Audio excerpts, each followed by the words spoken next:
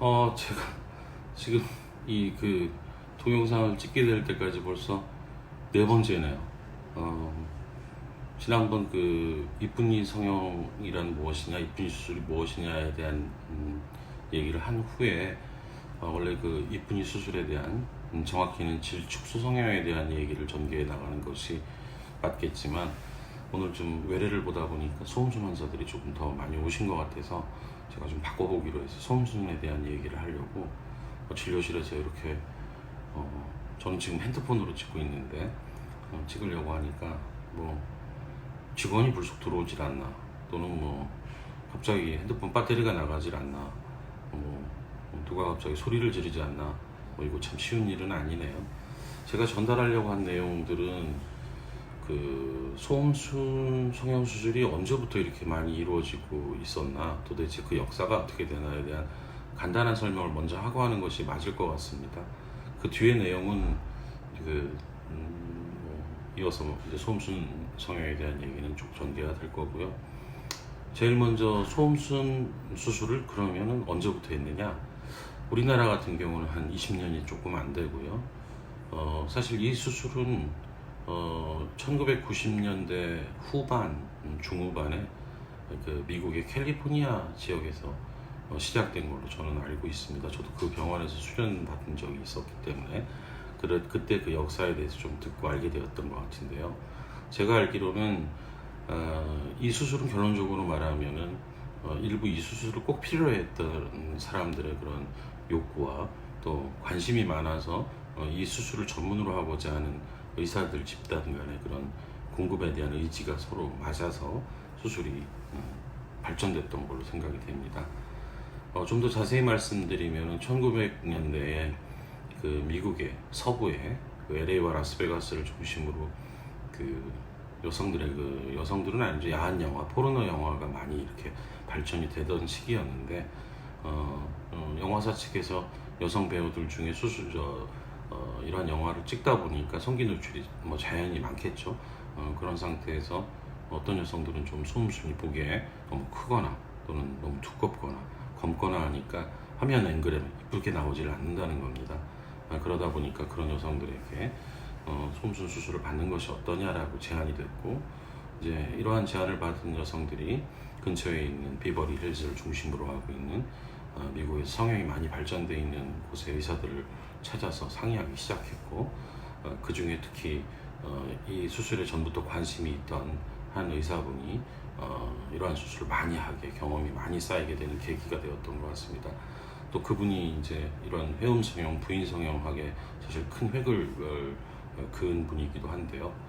그러다 보니까 이제 그러한 수술이 점점 늘고, 그분의 어떤 수술 술기가 우리나라에 있는 의사들에게까지도 알려지고, 관심이 있는 분들은 직접 가서 배우기도 하는, 저를 포함해서 그러한 일들이 우리나라에서는 2000년대 초반 정도에 많이 있었습니다.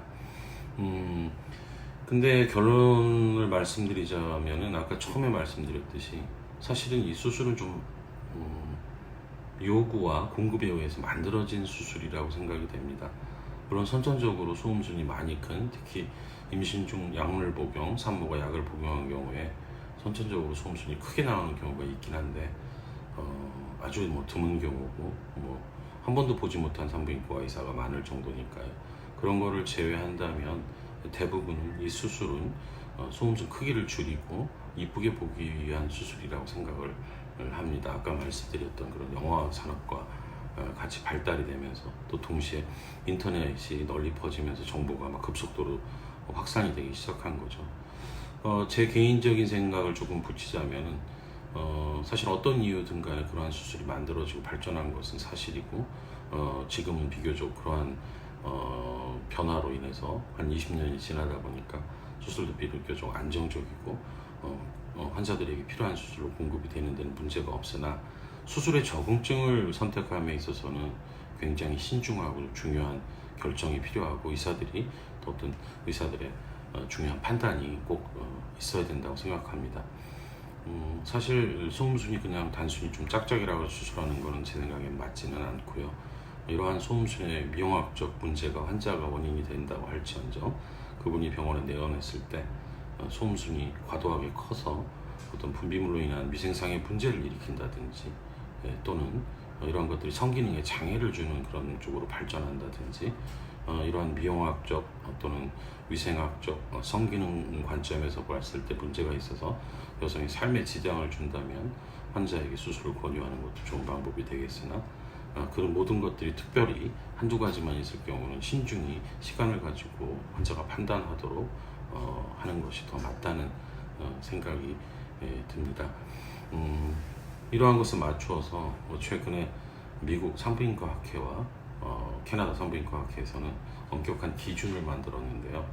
모든 여성의 소음수는 정상이다. 반드시 짝짝이라고 해서 비정상은 아니기 때문에 환자에게 비정상이라는 생각이 들도록 얘기하지 말 것이며, 또 이러한 수술은 미성년자 성장이 완전히 이루어지지 않는 성인 이전의 시기에 이루어져서는 되지 않는다.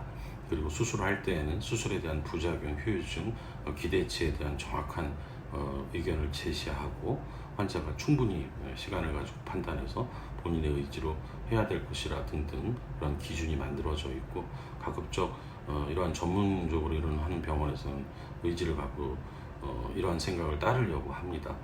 그러나 사실 이러한 수술 환자가 많은 건 아니기 때문에 일반 산부인과나 성형외과에서도 이루어지고 있는데, 여러분들이 좀 주의를 할, 병원을 선택함에 있어서 주의할 것은 소음수술이 쉬워 보이지만 본인의 그런 만족도를 이룰 수 없고 경험이 부족한 분이 했을 경우에는 후유증을 남길 수도 있기 때문에 수술의 적응증도 고민해보고 병원을 선택함에 있어서는 한 달에 하나도 안 못하는 그런 하지 않는 선생님이 비용이 싸다는 이유만으로 찾아가는 그런 수술은 오히려 안 하는 것이 나을 것 같고요.